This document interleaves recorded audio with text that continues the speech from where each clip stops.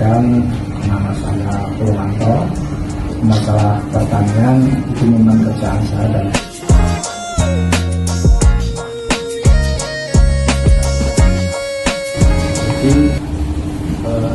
jenis-jenis tanaman apa yang diusahakan petani itu seperti apa, Pak? Jenis tanaman apa yang diusahakan petani di daerah sini? Pertama padi, jagung, kacang tanah, hanya itu. Kalau yang lainnya jarang. Kalau untuk luas tanaman atau arti ekonomi bagi Bapak, ekonomi pertanian bagi Bapak sendiri itu gimana? Kalau pertanian itu sebetulnya, kalau di sini kan rata-rata seperti yang saya katakan cuma padi, kacang, jagung. Itu tidak mungkin akan mendapatkan produksi yang melimpah untuk menguntungkan, tidak mungkin, kecuali hortikultura. Itu memang hasilnya lumayan, tapi risikonya juga besar. Tapi kalau di daerah sini kurang cocok, mungkin iklimnya ya, ini di sini kan panas. Kalau hortikultura kan biasanya di daerah dingin seperti di Muntilan, Magelang. Kalau di Jogja, di sekitar Kaliurang itu kan daerahnya dingin, itu cocok untuk itu. Tapi kalau untuk tanaman pangan seperti padi, jagung, kacang tanah itu di sini cocok. Jenis tanahnya juga berbeda-beda ya. Ada yang tanahnya itu tanah gembur, ada yang tanah pasir.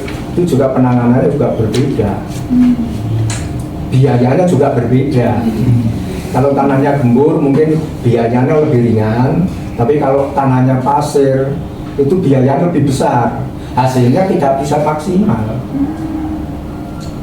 Jadi kalau tanaman yang di tanahnya itu baik, itu pupuknya juga seperti yang dianjurkan pemerintah itu sudah cukup.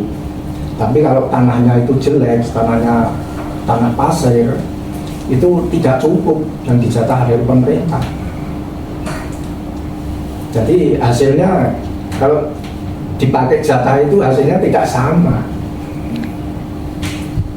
Yang selanjutnya ini apa Pak, urutan yang dari yang terberat sampai yang lumayan ringan itu hama dan penyakit yang dialami selama 5 tahun belakangan ini sama petani di sini? Yang penyakit berat untuk tanaman padi itu biasanya itu pertama wereng, tapi wereng itu sudah hampir tidak ada di sini. Itu satu. Yang kedua hama keong. Keong itu juga parah. Setiap musim penghujan itu keong kan banyak. Terus yang ketiga biasanya walang sane.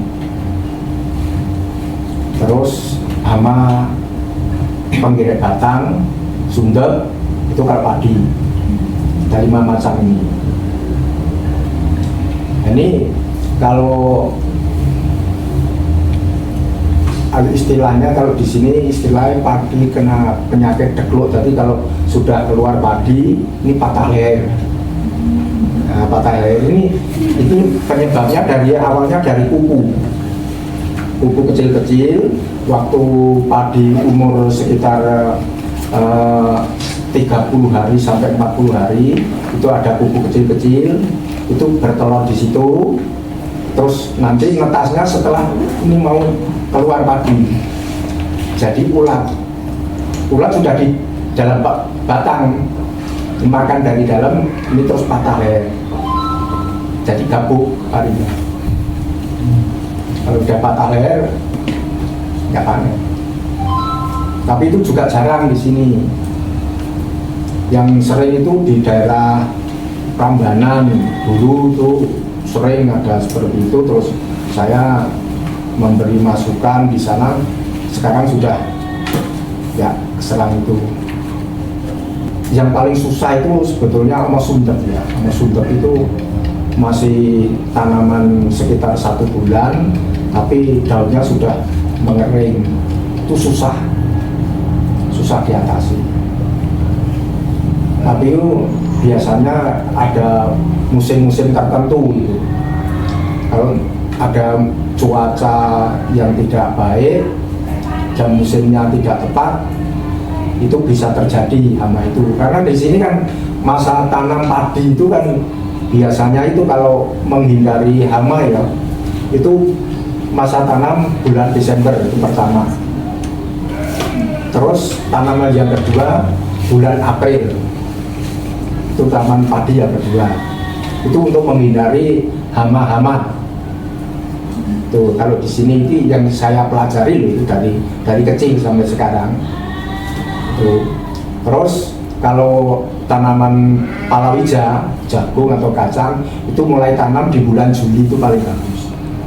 Kalau tanamnya sudah dimasuk di Agustus itu risikonya besar sekali. Kemudian jagung atau kacang ya di bulan Agustus tanam. Itu kalau kacang mungkin bisa keriting, bisa pangan ulat. Tapi kalau jagung biasanya ulat yang ganas. Nah, untuk mengatasi ulat itu kalau disemprot siang hari nggak mungkin kena, karena ulat itu keluarnya malam. Jadi kalau ada ulat di pohon jagung itu nyemprotnya malam ngobatnya. Kalau disemprot siang nggak mempan, nggak efektif karena ulat sudah ngumpet kalau siang. Tapi kalau malam ulat keluar mau makan. Cara mengatasi hama seperti itu. Berapa luas lahan yang Bapak kelola? 1000 meter. 1000 meter. Itu udah masuk yang tanaman kayak kacang itu tadi Ya, sekarang saya nandur kacang, tapi kacang sekarang namanya tikus. Oh ya. Tikus itu susah diberantas juga. Ada musuh alaminya nggak itu kayak ular gitu? Ular sekarang kan sudah habis ya, ular itu sudah diburu orang ya. Orang takut gitu. Ya ada ular di bawahnya gitu. Oh iya. Ya, ular sekarang sudah diburu orang, ular itu. Burung hantu juga sudah habis. Jadi tikus susah diatasi. Di hama lain itu Pak, ada tahu Bapak kira-kira di sini pada mungkin nggak Pak kayak musuh alami atau predator? Jadi misalnya warna itu ada predatornya nggak gitu? Warung itu kan seperti lalat ya, bentuknya seperti lalat tapi kecil-kecil, bisa terbang. Itu nggak ada musuh alaminya gitu Pak, yang bisa Enggak ada. Enggak ada.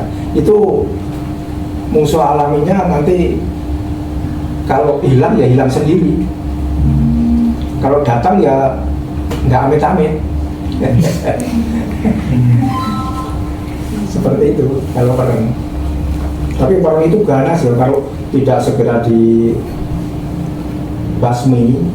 itu semalam aja itu sudah mungkin 1000 meter itu semalam udah kena semua. Itu pakai pestisida tadi ya? Ya pestisidanya itu kalau saya dulu pernah kena warna itu saya pakai Regen Pewangi, itu alhamdulillah bagus. Kalau ada itu pembasmi itu sekarang kan sudah alami aja ada itu dulu, itu dari gadung dan daun jenuh. Mungkin nggak tahu ya kalau daun jenuh ya. Selalu sudah punah, gadung juga sudah punah. Itu dua itu untuk membasmi hama bagus sekali kalau dulu. Tapi sekarang sudah cari itu sudah nggak ada, Sudah punah. sudah punah. Itu obat alami itu, nggak perlu beli. Dulu di pekarangan kebun-kebun itu banyak. Sekarang harus beli. Caranya gimana tuh Pak? Apa? Cara menggunakan gandum untuk Ya itu kan ditumbuk kan nanti airnya yang diambil. Oh air itu yang Iya, airnya. Itu bagus sekali untuk memberantas hama. Hampir segala hama tanaman bisa bagus. itu 1000 meter kalau nanam 100% biasanya karena penyakit-penyakit ini nanti outputnya dapat berapa Pak? Apanya ini? Ini penjualannya hasilnya Ya, kalau Kalau dijual itu kan rata-rata kalau di Jogja itu kan petani hanya konsumsi sendiri ya istilahnya. Karena kan lahannya sudah cuma sedikit-sedikit. Kalau di daerah Jawa Barat itu masih lahannya daerah Brebes sana itu luas sekali. Terus di daerah Jawa Timur, Sragen sana itu juga masih luas. Kalau khususnya DIY itu lahannya sudah sempit. Rata-rata petani hanya konsumsi. Ya dijual untuk biaya lagi kan. Tapi yang beli kan cuma tetangga. Oh. Nggak dijual ke pedagang, enggak, cuma tetangga-tetangga yang beli.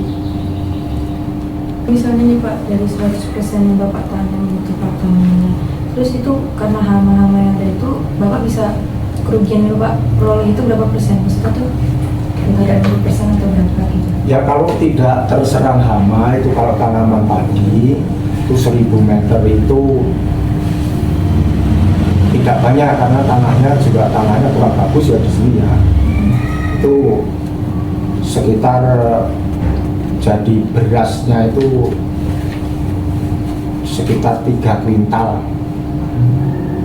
Itu sudah maksimal punya 1000 meter karena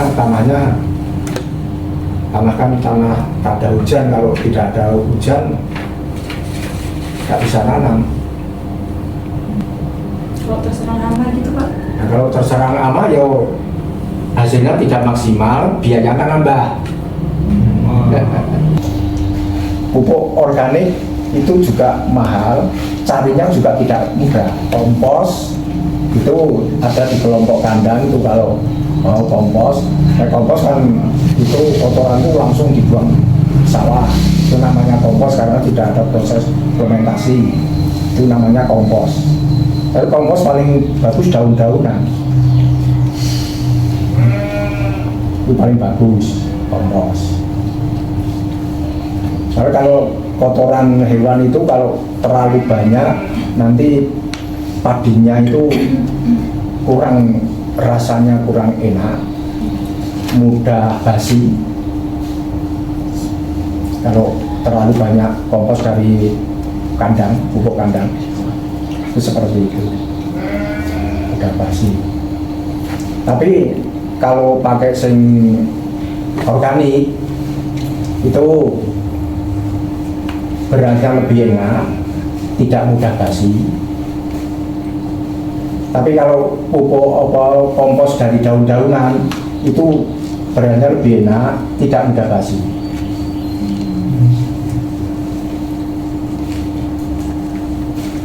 Pak, kalau dari semua pestisida yang udah pernah Pak pakai, buat padi itu yang paling bagus gitu dari segi harga, dari segi efektivitasnya itu apa?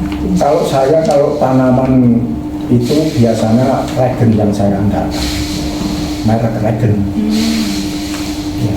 Kalau lainnya itu saya sering coba itu untuk hama-hama yang berat itu susah. Maka sekarang hama apa saja saya pakai Regen. Sama apa saja loh? Iya. Itu untuk semua tanaman gitu Pak? Iya. Itu bisa mati semuanya. Ya ada yang mati, ada yang kalau yang tidak bisa terbang kan mati biasanya. Iya. Kalau yang bisa terbang biasanya terbang pergi. Karena mesti saya kasih pewangi itu bau-bauan gitu ya. Apakah semua jenis yang dijual di kios ini sudah terdaftar di BPOM tidak tertarik juga? Apakah kita dijual pestisida yang tidak terdaftar terbatas atau pakai yang dilarang itu tidak ada? Terus saya juga mempunyai pembelian pestisida secara eceran atau dalam bentuk botol atau bungkusan gitu? Botolan. Iya, botolan. Botolan aja apa bungkus aja? Pakai kemasan. Oh iya. Apakah kios di samping menjual pestisida juga menjual bahan makanan atau minuman? Tidak ada. Ada, berarti hanya pestisida aja ya. Dan menurut Ibu, apakah terjadi peningkatan atau penurunan transaksi pestisida akhir-akhir ini? Penurunan. Penurunan. Belum tahu sih kenapa? Ya mungkin memang karena musim panas nggak pada nanam ya. Iya. Nah, pernah memperoleh pelatihan atau penjelasan tentang peredaran dan penggunaan pestisida dari pemerintah atau industri? Kan dulu awal-awalnya ya itu. Awalnya ada. Apakah penjual pestisida juga secara aktif memberikan informasi tentang pestisida kepada pembelinya? Kalau mereka tanya baru dijelaskan. Dan kendala atau masalah apa yang Ibu hadapi sebagai penjual pestisida? Itu kedatangan barangnya sering telat ya. Gitu aja.